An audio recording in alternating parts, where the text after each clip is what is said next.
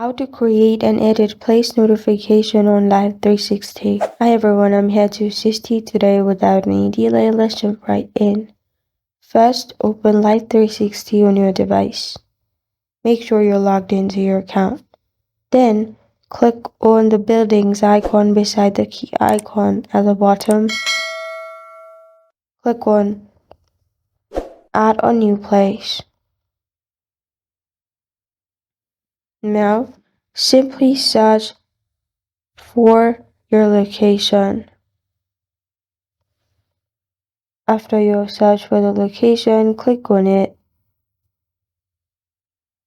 Here you can add in the category you want. After you've selected your category, click on Got It. After you've done this, you can send invitation for your friends. Now, click on the bell icon beside the category you chose. I chose work, so I'm going to click on the bell icon there.